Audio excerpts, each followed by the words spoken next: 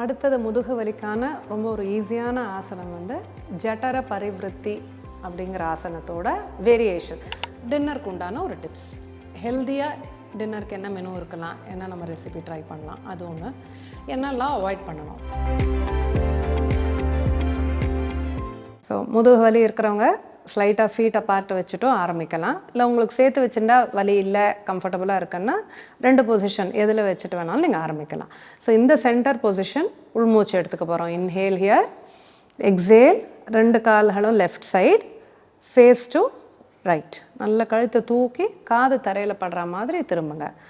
அதுவுமே சில பேர் கஷ்டமாக இருந்தால் உங்களுக்கு எப்படி முடியுமோ திருப்பிக்கலாம். இல்லை திருப்புறதே கஷ்டமாக இருந்ததுன்னா தலையை சென்டரில் வச்சு கூட பண்ணுங்கள். ஏன்னா நம்ம இப்போ ஃபோக்கஸ் பண்ணுறது இடுப்புக்கு தான். Inhale centre, exhale twist. Legs ரெண்டும் ரைட் சைடு, ஃபேஸை வந்து லெஃப்ட் சைடு திருப்ப போகிறோம். Inhale centre. ஸோ இது வந்து முதல் வேரியேஷன். 2வது வேரியேஷன் இதிலே நல்ல காலை தள்ளி தள்ளி வச்சுக்க போகிறோம். ஃபீட் வந்து மேட் வித் அப்பார்ட். இங்கே சென்டரில் இன்ஹேல், எக்ஸேல் ட்விஸ்ட். 2 கால்களையும் லெஃப்ட் சைடு எடுத்துக்கலாம். Face to right. Inhale centre, exhale twist. Inhale centre. இது இன்னொரு முறை பார்க்கலாம். Exhale twist. இந்த பொசிஷன்லேயே ஒரு 5 கவுண்ட்ஸ் ஸ்டே பண்ணலாம். 1 2 3 4 5. Inhale center, exhale twist, stay. 5 4 3 2 1. Inhale center, relax. இதுலேயே 3வது விதமான ட்விஸ்ட் ஒன்று பார்க்க போகிறோம். கைகள் திருப்பி செஸ்ட் லெவலில் வச்சுட்டுலாம். நல்ல காலை வந்து மேட்டுக்கு வெளியில் வச்சுக்கலாம். 2 காலையும் 2 சைடு மேட்டுக்கு வெளிப்புறமாக வச்சுட்டு ஒரு காலை மாத்திரம் உள்பக்கமாக ட்ராப் பண்ண போகிறோம். எக்ஸேலில் ஒரு காலை மாத்திரம் நல்ல உள்பக்கமாக ட்ராப் பண்ண போகிறோம். இன்ஹேல் அப், exhale left leg inside, inhale centre. So இதுவுமே வலியில் இருக்கிறவங்களால முட்டியை தர வரைக்கும் எடுத்துகிட்டு போக முடியாது. ஸோ உங்களுக்கு எங்கே வருதோ அது வரைக்கும் நிறுத்திக்கோங்க. Inhale centre, exhale. இவ்வளோ பாதி வந்தால் பரவாயில்ல. ஸோ ஃபஸ்ட்டு நீங்கள் ஒரு ஃபியூ டைம்ஸ் எந்த லெவல் ரீச் ஆகுதோ அது வரைக்கும் போகிறோம். Inhale centre, exhale twist.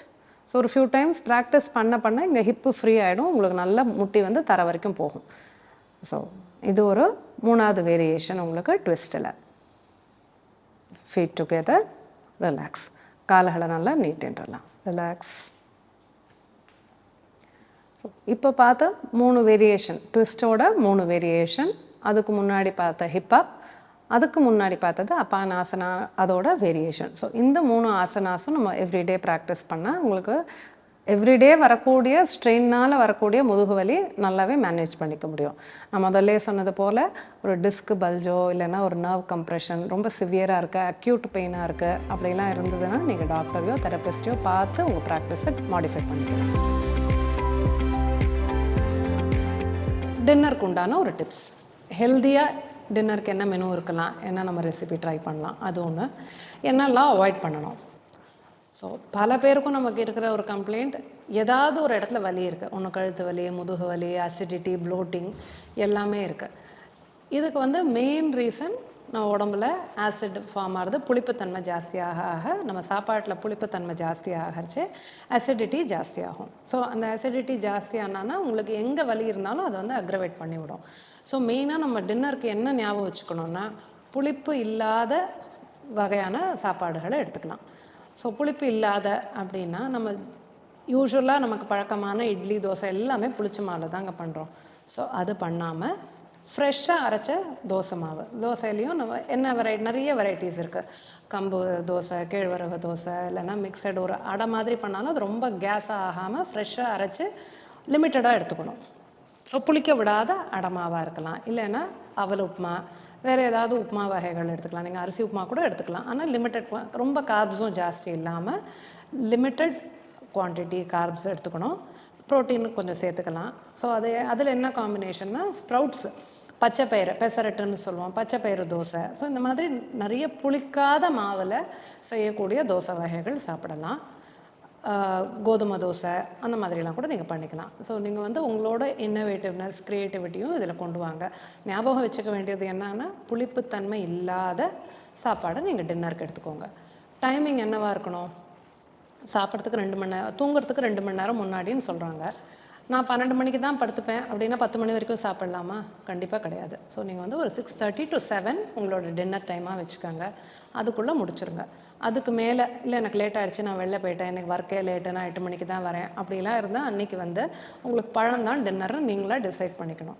So இந்த டிசிப்ளின்டு லைஃப் ஸ்டைல் நம்ம தான் நமக்கு கொண்டு வரணும். வெளியிலேருந்து ஓரளவுக்கு தான் எல்லோரும் கைட் பண்ணலாம் சொல்லலாம்.